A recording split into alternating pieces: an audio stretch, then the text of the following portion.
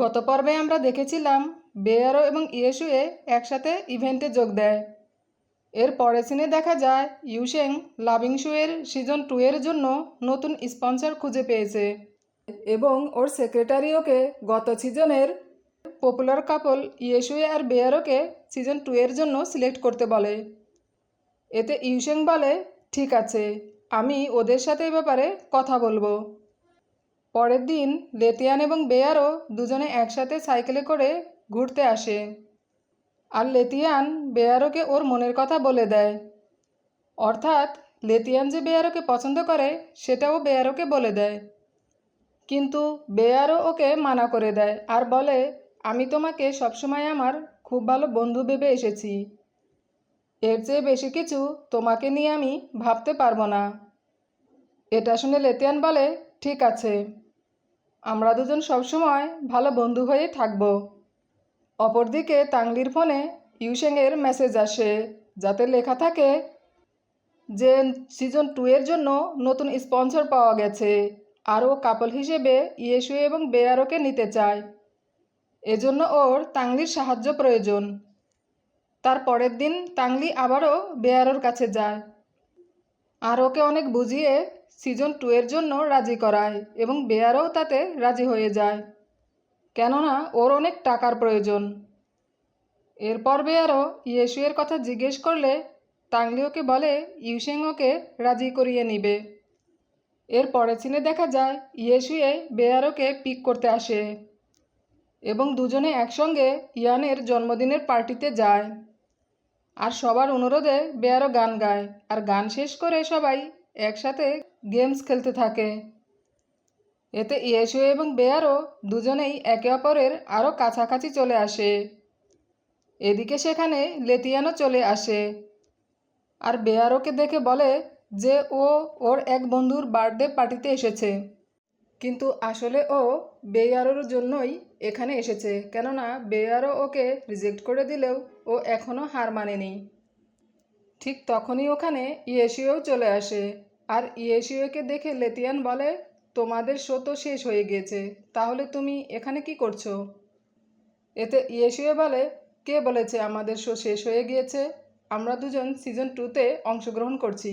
এই বলে ইয়েশুয়ে বেয়ারোকে সেখান থেকে নিয়ে যায় এবং ওকে ওর বাড়িতে পৌঁছে দিতে গেলে রাস্তায় বেয়ারও ইয়েশুয়েকে বলে, আমার মনে হয়েছিল যে তুমি শোতে অংশগ্রহণ করতে আসবে না।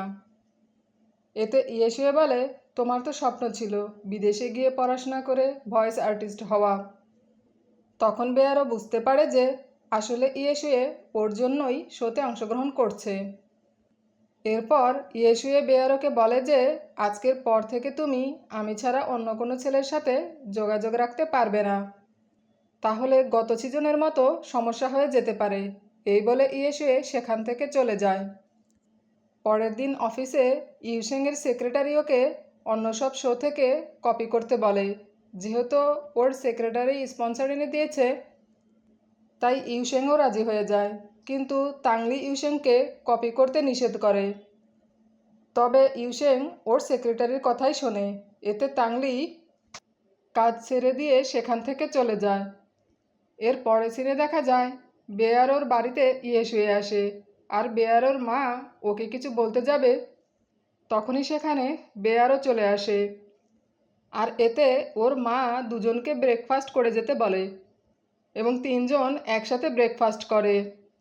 আর ব্রেকফাস্ট শেষ করে ইয়েশুয়ে বেয়ারোকে ওর বাড়িতে নিয়ে আসে, কেননা শোয়ের জন্য দুজনকে আবারও একসাথে থাকতে হবে।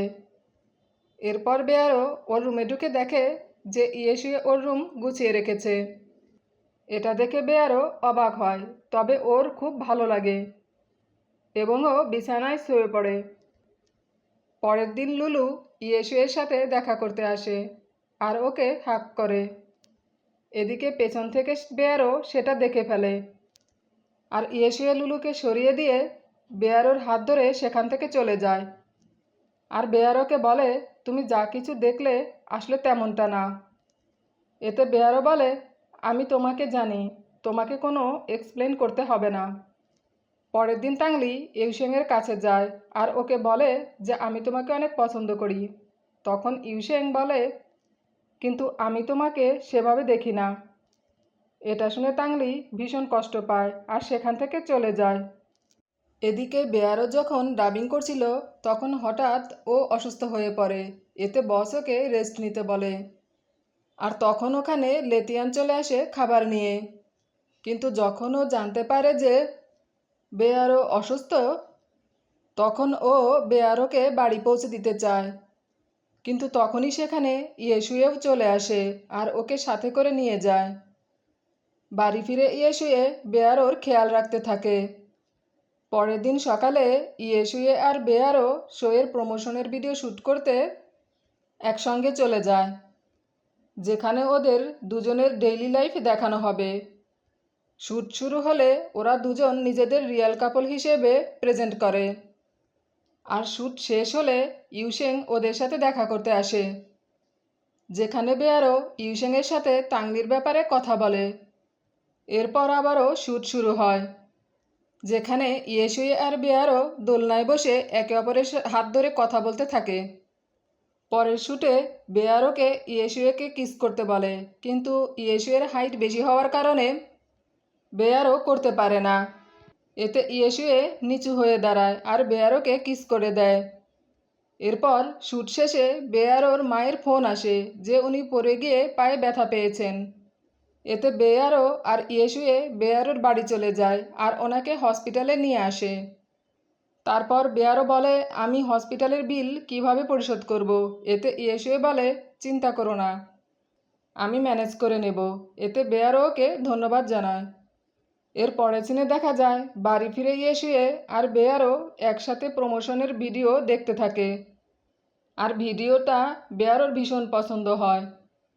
এরপর ইয়েশুয়ে বেয়ারোকে বলে, আমাদের আবারও প্রমোশনের ভিডিও শ্যুট করতে হতে পারে, তার জন্য আমাদের প্রস্তুত থাকতে হবে।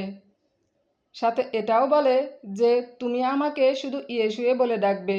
আর বেয়ারো ওকে ইয়েশুয়ে বলে ডাকতে থাকে এবং ইয়েশুয়ে ওর দিকে তাকিয়ে হাসতে থাকে। ভিডিওটি যদি আপনাদের ভালো লেগে থাকে তাহলে পরের পর্বগুলো দেখার জন্য চ্যানেলটি লাইক, শেয়ার, কমেন্টস এবং সাবস্ক্রাইব করবেন।